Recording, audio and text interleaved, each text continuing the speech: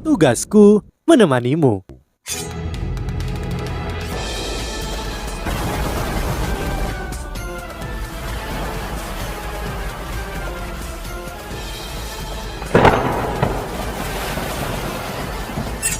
Hai sahabat Pasuk, kembali lagi bersama alur cerita versi novel Solen 2 Sekte Tang yang tak tertandingi.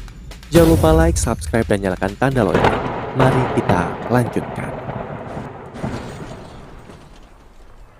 Aku tidak berharap ini sudah dimiliki oleh para Feng Hao Dolo ini. Namun Huo Yu Hawar instruksi jiwa kelas 9 segera dia bisa tahu apa yang terjadi dan apa yang menjadi sasarannya. Mereka memang alat jiwa penyembunyian, tapi sepertinya hanya Feng Hao Dolo yang bisa mengoperasikannya dari gelombang kekuatan jiwa yang dilepaskannya. Alat jiwa yang mereka gunakan mungkin hanya setengah jadi. Mereka hanya bisa dipertahankan secara efektif melalui undulasi kekuatan jiwa besar dari Feng Hao Dolo dibandingkan dengan imitasinya sendiri. Alat jiwa ini menghabiskan lebih banyak kekuatan jiwa. Aku hanya berharap mereka berhasil dengan rencana ini. Huo Yu Hao tidak punya kebiasaan membuang-buang barang. Dia dengan cepat berhenti menembakkan meriam silang ilahi Zuge dan menyimpannya di safir cahaya bintang miliknya. Ekspresi dingin juga muncul di wajahnya. Kekaisaran Ryu bereaksi sangat cepat. Orang-orang mereka ada di sini setelah beberapa serangan. Jaring perak besar tiba-tiba muncul di langit yang cerah itu. Bukan jaring nyata tetapi dibentuk menggunakan energi. Itu mencakup beberapa ribu meter persegi dan dengan cepat menelan Huo Yu Hao dan Tang Wutong. Itu adalah alat jiwa penangkap terkait. Kekaisaran Ryu memang memiliki semua jenis alat jiwa yang kuat. Huo Yu Hao hanya bisa memikirkan ini karena dia cukup tenang. Dia meraih Tang Wutong dengan erat dan cahaya perak menyilaukan langsung bersinar dari punggung mereka. Pada saat ini ledakan yang memekakkan telinga beresonansi di udara. Setelah itu, keduanya berubah menjadi dua sinar cahaya yang mengalir dan dengan cepat melesat ke kejauhan. Mereka terlalu cepat. Mereka begitu cepat sehingga Huo Yu Hao tidak dapat mempertahankan imitasi dan domainnya. Dia harus sepenuhnya memusatkan perhatiannya untuk melindungi tubuhnya. Namun kecepatan ekstrim ini memungkinkan keduanya untuk dengan cepat melarikan diri dari jaring yang menelannya. Setelah itu, serangkaian ledakan luar biasa terdengar. Dari bawah jaring itu adalah bom peledak tinggi yang ditinggalkan oleh Huo Yu Hao. Suhu ekstrim yang dihasilkan dari bom itu cukup untuk menghapus jejak mereka yang pernah ada di sana. Cahaya perak menyala di langit dan secara alami ditangkap oleh alat jiwa pengintai udara di udara. Namun Huo Yu Hao tidak khawatir sama sekali ini karena mereka sudah sangat cepat sehingga mereka tidak lagi takut dikejar oleh tentara manapun. Mereka mengatasi penghalang suara saat mereka bepergian dengan kecepatan supersonik. Dalam sekejap mata mereka menempuh lebih dari 50 km. Tidak peduli seberapa lengkapnya Kekaisaran Ryu dalam hal alat-alat jiwa pengintai udara, mereka hanya bisa memasang alat-alat jiwa ini di dalam dan di sekitar kota bercahaya. Mereka tidak mungkin menutup seluruh wilayah. Inilah sebabnya mengapa Huo Yu Hao dan Tang Wutong benar-benar keluar dari jangkauan alat jiwa pengintai udara hanya dalam beberapa saat. Ketika mereka melambat, Huo Yu Hao menggunakan imitasinya untuk menyembunyikan mereka berdua lagi. Yu Hao mengintip ke kejauhan saat dia mendarat di gunung, namun dia tidak melihat pinggiran timur tetapi pinggiran selatan tempat upacara pengorbanan agung berlangsung.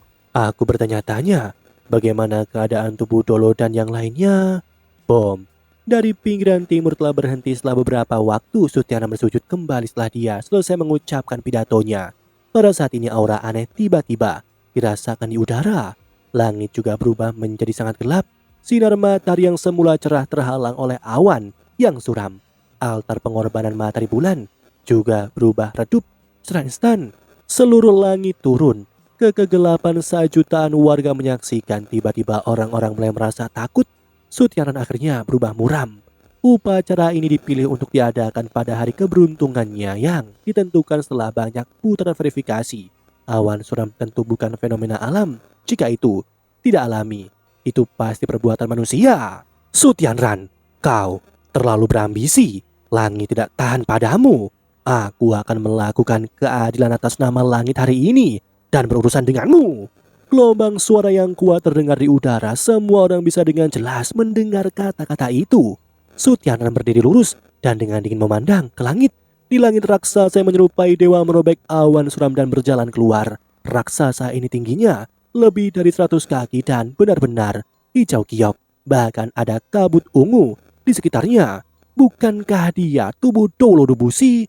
Sutianan dengan dingin berkata, "Setan, beraninya kau mengganggu upacara hari ini? Hari ini aku akan menggunakan darahmu untuk menghormati langit.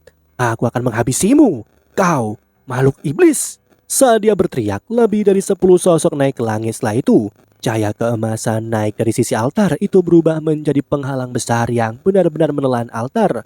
Ada banyak anggota keluarga kekaisaran dan pejabat senior dari kekaisaran Yu di altar. Sutianran waspada ketika mereka menghadapi Debussy yang hampir merupakan limit Dolo. Dia tidak mampu kehilangan siapapun di sini. Namun dia tidak terlalu menghargai Debussy. Ledakan-ledakan bergema. Bom luar biasa terdengar dari 4 sudut. Ceritan dan tangisan tragis segera terdengar. Kali ini ekspresi Sutiaran berubah. Dia ngeri ketika dia meraung. "Debussy, beraninya kau mengabaikan prinsip-prinsip Mas Roh dan membiarkan orangmu menumpangkan tangan mereka pada orang-orang biasa. Ada jutaan warga di sini. Jumlah kehancuran yang bisa ditimbulkan sangat mengerikan. Kekaisaranku telah jatuh dan sekteku berada di ambang kehancuran. Prinsip apa yang masih harus aku patuhi? Sekte tubuh tidak pernah memiliki prinsip sebelumnya. Jika kita dihukum oleh surga, aku akan menanggung semua hukuman." Hahaha. Debussy tertawa gila. Dia mengangkat tangannya dan aura mengerikan keluar dari tubuhnya. Itu berubah menjadi bentuk kekuatan yang menekan 10 sosok yang naik. Pada saat ini, awan suram di langit mulai bergetar. Desahan panjang terdengar. "Dutua, mengapa kau harus melakukan ini?" Debussy memusatkan pandangannya. "Aku tahu kau akan datang. Bagaimana dengan gadismu itu? Tanyakan juga padanya apakah dia akan datang." Sesosok diam-diam muncul di udara. Dia mengenakan jubah hitam dan rambut putihnya mengalir bebas. Dia melayang tinggi di langit dan tidak punya niat mundur. Segala bentuk kekuatan yang berusaha menjangkaunya dengan mudah diatasi oleh kekuatan yang tak terlihat.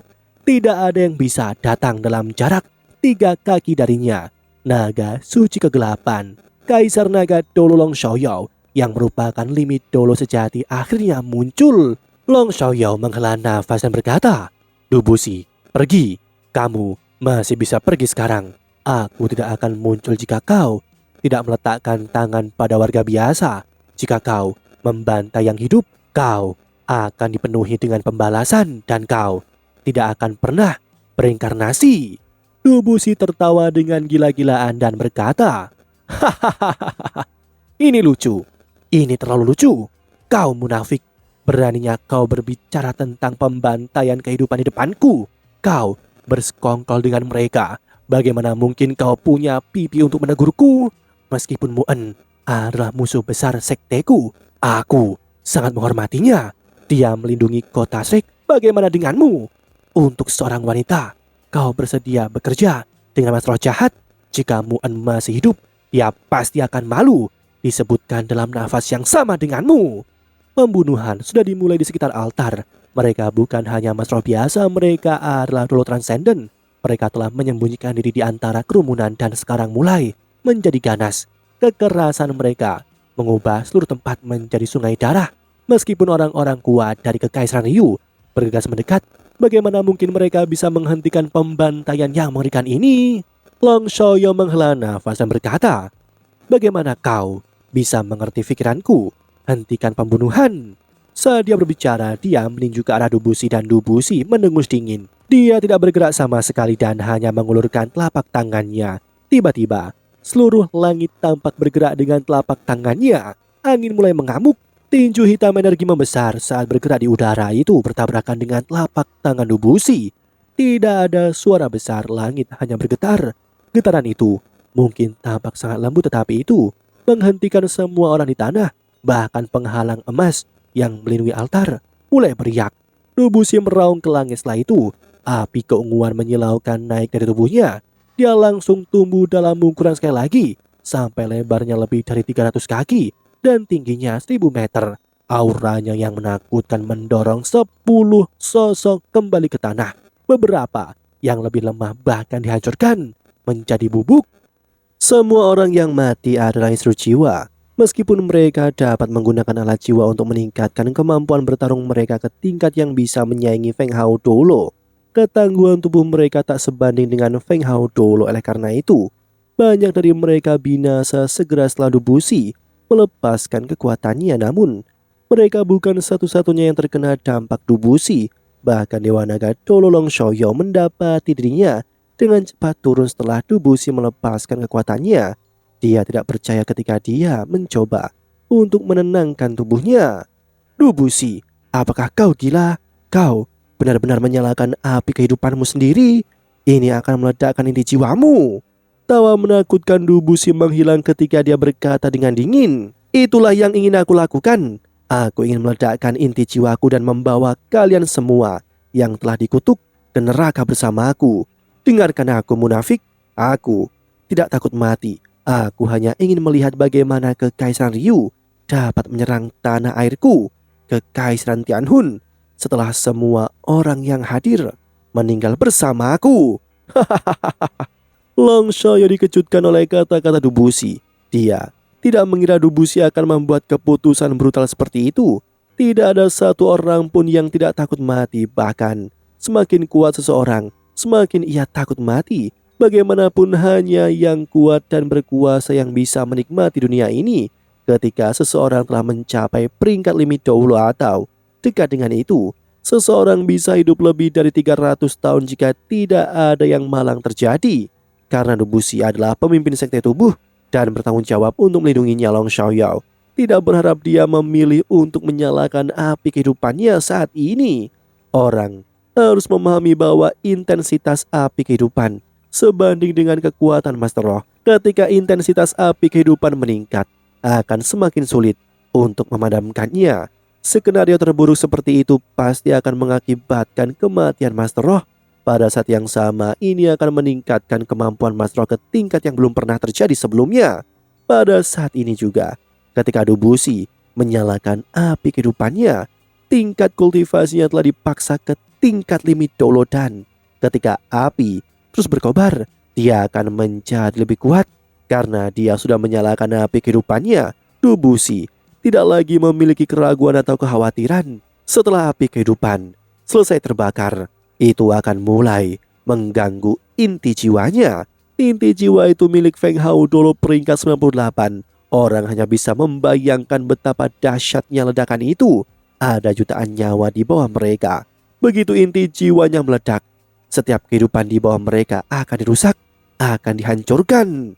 Dari hal itu, jelas mengapa Feng Hao Dolo adalah pilar kekuatan strategis untuk setiap kekaisaran. Mereka memiliki terlalu banyak kekuatan destruktif untuk dibiarkan menjadi gila dan membuat kekacauan sesuka hati. Sebagian teknologi alat jiwa meningkat di Kekaisaran Ryu. Beberapa dari itu mulai mengabaikan kemampuan Master Roh. Namun Dubusi akan memberi mereka pengingat tepat waktu tentang kekuatan tak terkalahkan dari para Master Roh dengan membakar api kehidupannya. Pada saat ini dia seperti peluru meriam jiwa stasiun kelas 10 yang luar biasa kuat dan tak terhentikan. Meskipun Huo Yuhao sangat jauh dari mereka, dia memperhatikan perubahan saat Dubusi mulai membakar api kehidupannya. Ketika dia melihat Dubusi tumbuh setinggi lebih dari sekitar 1000 meter, Yuhao menjadi sangat khawatir. Aku tidak percaya dia benar-benar berencana melakukan ini. Sekarang masuk akal mengapa dia menyerahkan rahasia tubuh kepadaku. Dia tidak ingin itu hilang dengan kematiannya. Demikianlah kisah untuk kali ini. Sahabat Pasuk, jangan sedih, jangan bimbang, apalagi galau. Karena aku kan selalu menemanimu.